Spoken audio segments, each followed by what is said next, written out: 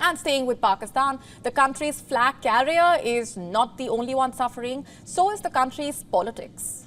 It is in a state of mess, to say the least.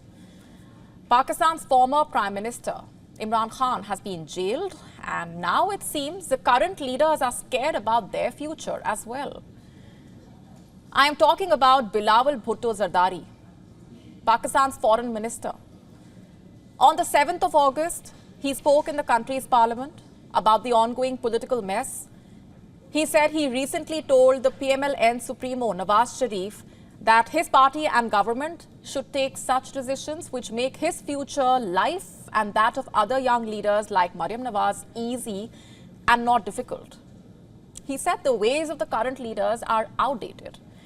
They are still making political decisions the way they did some 30 years ago. Listen to this. मेरा एक statement था एक हफ्ते पहले शायद आज, जहां मैंने सदर जरदारी को और मियां नवाज शरीफ को अपील किया कि मियां साहब को और जरदारी साहब को ऐसे फैसले लेना चाहिए जिससे मेरे लिए और मरियम शरीफ साहिबा के लिए आगे जाके सियासत आसान हो, मुश्किल ना हो। और जिस तरीके से हम चल रहे हैं, ऐसे लगता है कि हमारे बड़ों ने फैसला किया है कि जो 30 साल आप लोगों ने सियासत भुगता है, वैसे ही आप चाहते हो कि आगे जाके 30 साल हम सियासत करें। Well, you heard that. It seems they want us to function like they did. Now, what was he talking about? This Bilawal Bhutto did not reveal, but it does not take a genius to guess. By all means, he was referring to the arrest of Imran Khan. The fact that he has been convicted on a corruption charge, disqualified from running for office, and sentenced to prison for 3 years. Yes, the verdict may have been given by a court, but many believe it was given under pressure from the Pakistan government with an eye on the upcoming general elections. Elections which they are scared of losing because of the kind of popular support that Imran Khan and his party PTI enjoy. So was Bilawal Bhutto trying to assert that jailing Imran Khan is a mistake? That it sets the wrong precedent for the country's future leaders? Was he trying to say that this gives an excuse to the PTI to jail its opponents if it were to come to power? That this decision will only escalate the generational feud that the country's politicians have been fighting? You see, Pakistan has a history of rulers jailing their political opponents. And this, by the way, includes Bilawal Bhutto Zardari's father himself, Asif Ali Zardari. In February 2002, he was imprisoned over corruption charges. Interestingly, he was kept in the Attock Fort, a medieval fortress perched over the Indus River between Islamabad and Peshawar. This is the same place where Imran Khan is apparently being kept. And that's not even all. Pakistan's former Prime Minister Nawaz Sharif was also incarcerated at this prison.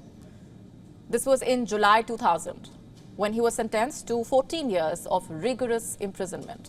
His brother, Shehbaz Sharif, has also been to this jail. So has Nawaz Sharif's elder son, Hussain Nawaz. They were all made to face accountability trials in this jail's premises. And now Imran Khan is in the very same prison. So when Bilawal Bhutto says that Pakistan cannot function the way it did 30 years back, he essentially is calling out the mistakes made by his predecessors, by his father's generation, by his seniors in the current administration. In a nutshell, he wants to save his future from the past. Are you single? Have you been looking for your perfect partner, your other half, your soulmate? Perhaps. If you believe in them, now what if the government played Cupid and helped you find love is the immediate question. South Korea is doing exactly that. Local Korean governments are setting up the country's youth on dates. You heard that right. And as the authorities play matchmaker, Dating giant Tinder seems to be going off track. It is demanding $500 from its users for monthly subscription. Are you willing to pay that price for love? More in our next report. In Seongnam City, just outside of the South Korean capital Seoul, a hotel ballroom was filled with pink balloons. The sound of love songs echoed. 100 singles gathered for a night of wine and dine. A bar after party would follow. If things went as planned, many would go home with another date planned. Who was the matchmaker?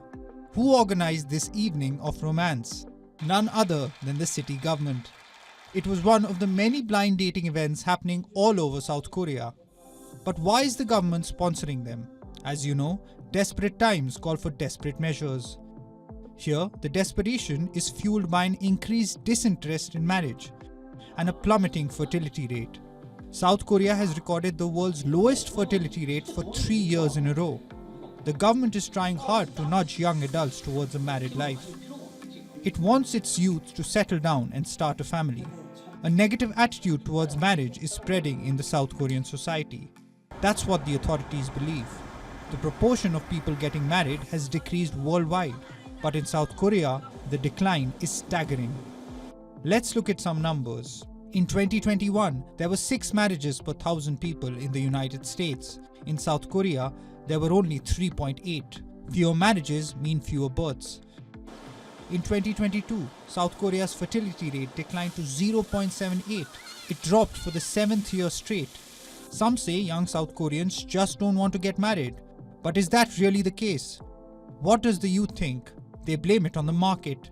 There are staggering costs of childcare, unaffordable homes, slim job prospects, and crushing work hours. And then there is discrimination against working mothers. Blind dating events can get youngsters in the same room, but can they really address these issues? Some complain that by playing matchmaker, the government is being too intrusive when it comes to personal reproductive choices. The city of Seongnam is home to about 1 million people. Its government has allocated about $192,000 of its budget for such events. But are these events even feasible? Let's see.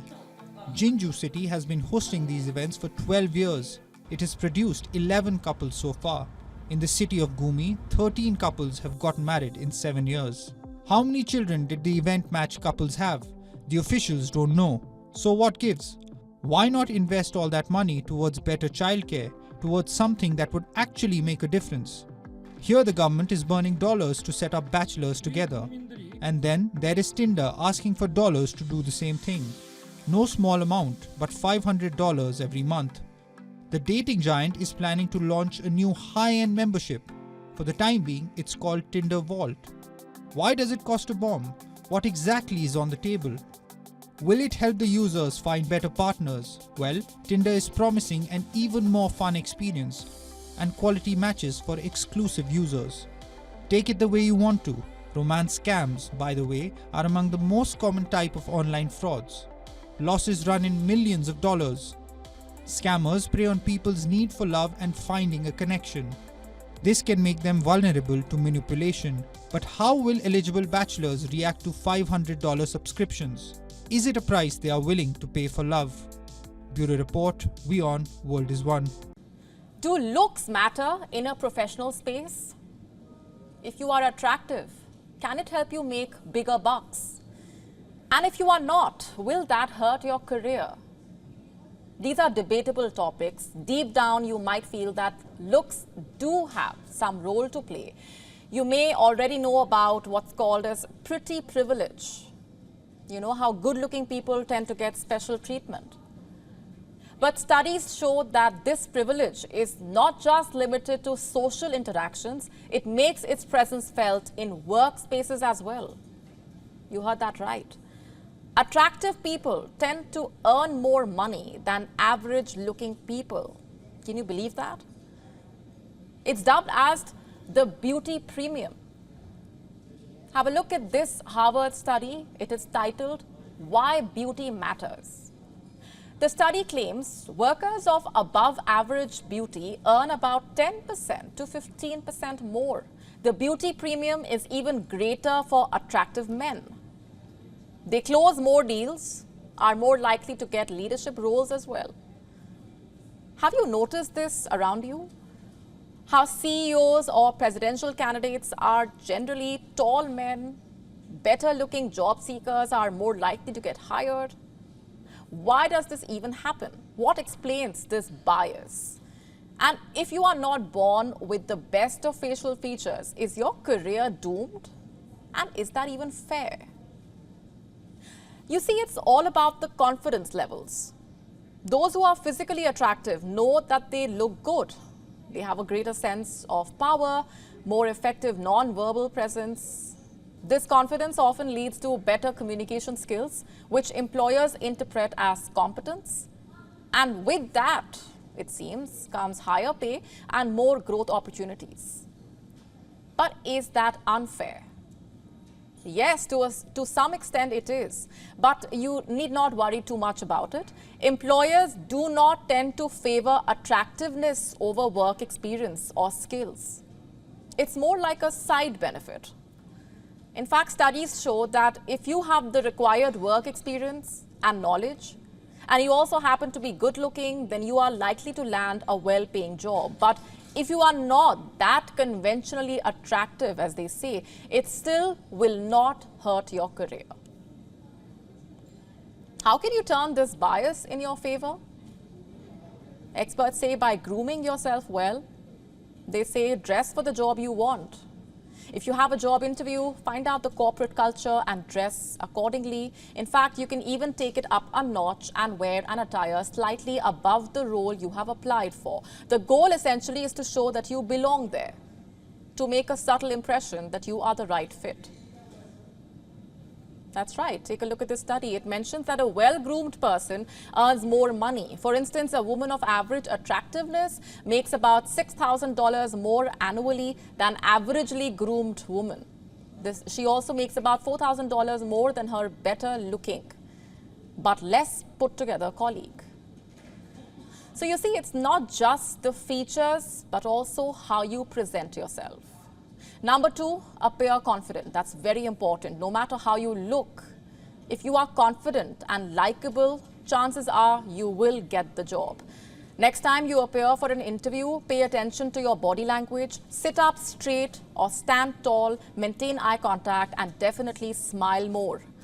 At the end of the day, beauty standards are a social construct, and they keep evolving with time. Back in the day, those who looked good were assumed to be healthy. And we still tend to carry that same bias subconsciously. But with some confidence, you can overcome that bias. WION now available in your country. Download the app now. Get all the updates on the move.